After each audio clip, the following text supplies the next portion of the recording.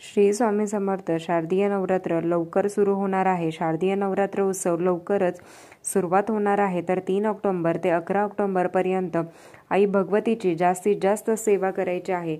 त्यात येतं ते 12 ऑक्टोबर 2024 दसऱ्याची सांगता होणार आहे. तर या नवरात्रीमध्ये उत्सवामध्ये आपल्याला काही गोष्टी आहेत ते घटस्थापना केल्यावर ज्या घरातल्या कुलस्त्रीनी आवर्जून पाळायच्या आहेत गोष्टी आहेत, आपण जर पाळल्या तर ते तुम्हाला नक्कीच सेवा केलेल्याचे फळ मिळेल आणि तुमची कुलदेवीची कृपा सुद्धा तुमच्यावर राहील. उपासना करत असतो आपल्या कुलदेवीची खूप मोठी सेवा आपल्याकडून घडत असते. कारण त्याच्यामध्ये येतं ते कुळाचार येतो, हवन येतं, देवीची ओटी भरत असतो, दुर्गा सप्तशती पाठ करत असतो. अशा विविध गोष्टी आपल्याला 9 दिवसात घडत असतात. अजूनही काही गोष्टी करू शकता, काही नियम आहेत ते पाळायचे असतात. तरी या नवरात्रीमध्ये आम्ही कांदा लसूण खाऊ शकतो का? तर कांदा लसूण वर्ज्य आहे. कांदा लसूण हा तामसी पदार्थ आहे. जेव्हा तुम्ही तामसी पदार्थ खाता, माणूस जसे खातं त्या पद्धतीने बनतो. तुम्ही दुर्गा सप्तशती ग्रंथाचं पारायण करत असाल तर कधी चिडचिड होणार. तर घरातली कामं असतात, सेवा असतात, तर आपल्या चिडचिड होते. जेव्हा ज्या महिला म्हणजे 2 पाठ करणार आहेत, म्हणजे 14 पाठ करणार आहेत, म्हणजे दिवसातून आपल्याला 2 पाठ करायचे आहेत. तर सकाळी एकदा करायचा असतो, संध्याकाळी एकदा करायचा असतो, किंवा पहाटे किंवा संध्याकाळी जसं तुम्हाला जमेल तसं तुम्ही दुर्गा सप्तशती पारायण तुम्ही करू शकता. म्हणून या काळात आपण तामसी अन्न खाल्लं की चिडचिड होते किंवा आपली ॲसिडिटी होते. या प्रकारातून वाचावं म्हणून आपण तामसी पदार्थ कांदा लसूण वर्ज्य असतो, तुम्ही खाऊ नये. या नवरात्रीच्या कालामध्ये असं म्हणतात की दुर्गा सप्तशती पाठ करत असल्याने एकदा बसल्यानंतर एखादी घरामध्ये आपल्या दारामध्ये एखादी बाई येते जोगवा मागायला किंवा एखादा व्यक्ती येतो दारामध्ये, तेव्हा तुम्ही बोलणार की हा 12-18 महिने हा रोजच येत असतो, आपण त्याला काही देत नाही, माफ कर, माझ्याकडे काही नाही आहे, आपण त्याला तसं बोलत असतो. तर तुमच्या या नवरात्रीच्या कालामध्ये तुम्ही आवर्जून काही गोष्टी करायच्या आहेत.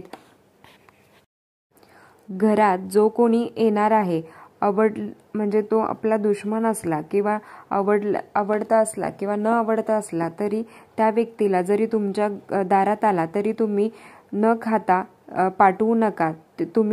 म्हणजे तुम्हाला तो चांगला वाटला किंवा वाईट असला तरी तुम्ही त्याला काही ना काही तरी द्यायचं आहे. त्याला तुम्ही जरी दिलं तरी तो आपल्याला कधीच चांगला नाही बोलणार, पण त्याची आत्मा तुम्हाला दुवा देऊन जाईल.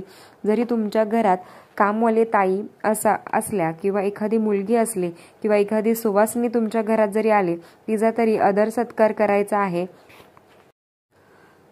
घरात तुमच्या स्त्री येऊ किंवा पुरुष येऊ, एखादं छोटंसं बाळ असो, तरी स्त्री आली तरी तिचा दूध किंवा तिला चहा काही पण तुम्ही देऊ शकता. पुरुष जरी आले तरी चहा, बिस्किट काही असेल तरी त्यांना देऊ शकता तुम्ही, किंवा एखादं छोटंसं बाळ आलं तरी त्यांना बिस्किट किंवा दूध तुम्ही त्यांना देऊ शकता. काही ना काही तरी द्यायचं आहे, काही पण द्या. या 9 दिवसामध्ये आवर्जून आपल्याला द्यायचं आहे. तुम्ही या 9 दिवसामध्ये नाही, पण एरवी पण तुम्ही जरी कोणी आलं तरी न खाता पाठवायचं नाही. आई भगवती कुठल्याही रूपात येऊन तुमच्या घरात अन्न ग्रहण करेल. ते नियम काही आहेत ते आपल्याला आवर्जून पाळायचे आहेत. नवरात्रीमध्ये आपल्याला शांत, कोणीही किती जरी काही बोललं तरी आपल्याला शांत बसायचं आहे.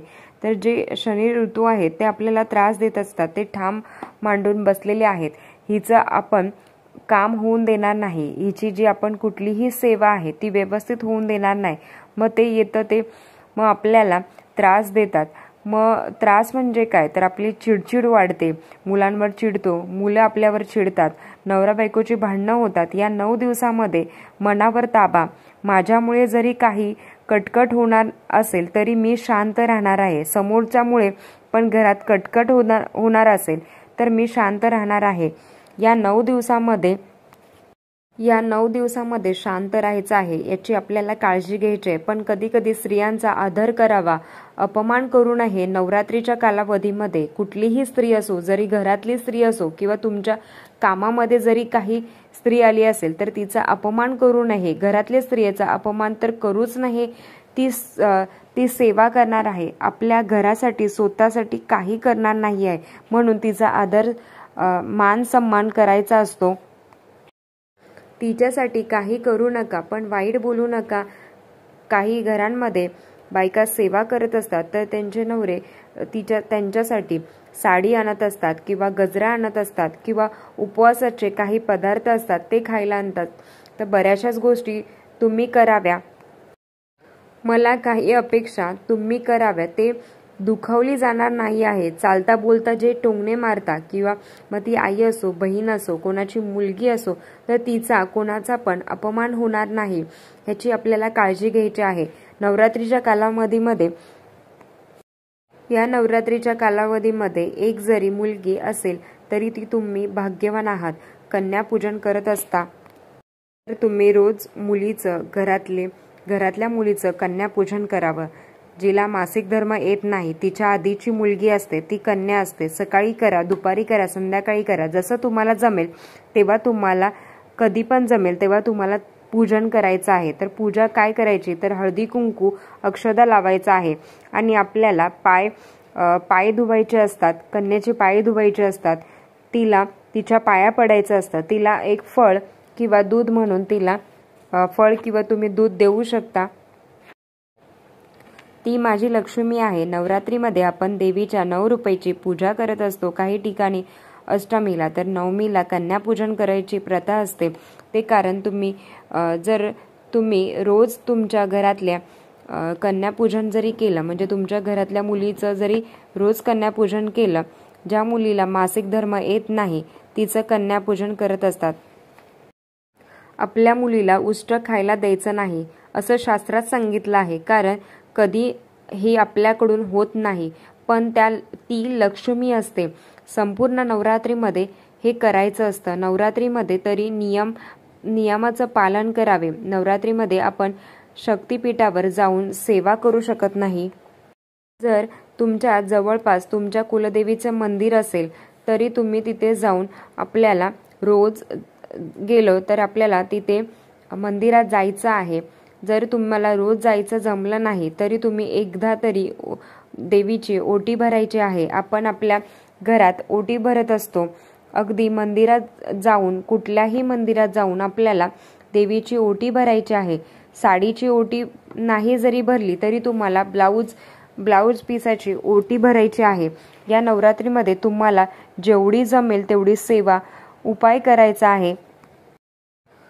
करायला येईल तेवढं तुम्हाला करायचं आहे. घरातलं वातावरण कसं शांत राहील त्याची काळजी घ्यायची आहे. घटस्थापना करा या नका करू, देवी तत्व खूप प्रमाणात जागृत झालेलं असतं. तुमच्या घरात घटस्थापना केली तरच देवी तुमच्या घरात येईल. तरी काहींच्या घरात घटस्थापना नाही केली जात. काहींकडे म्हणजे सासूंकडे केली जाते, सासू करत असतात किंवा कोणी जाऊबाई करत असतात किंवा तुमच्याकडे करत नसतील तरी तुम्ही अखंड दिवा लावणार आहात. तुम्ही दुर्गा सप्तशती पाठ करणार आहात. तुम्ही एवढी मोठी सेवा तुमच्याकडून घडणार आहे. अजून तुम्हाला काय पाहिजे आहे. या 9 दिवसामध्ये काही नियम असतात तर ते आपल्याला शांत राहायचं आहे. माझी पण शांतता राखायची आहे आणि घरातल्यांची पण शांतता राखायची आहे. हे आपल्याला नियम पाळायचे आहेत. मी व्हिडिओ इथेच थांबवते. आजचा व्हिडिओ आवडला असेल तर लाईक, शेअर, सबस्क्राईब. धन्यवाद. श्री स्वामी समर्थ.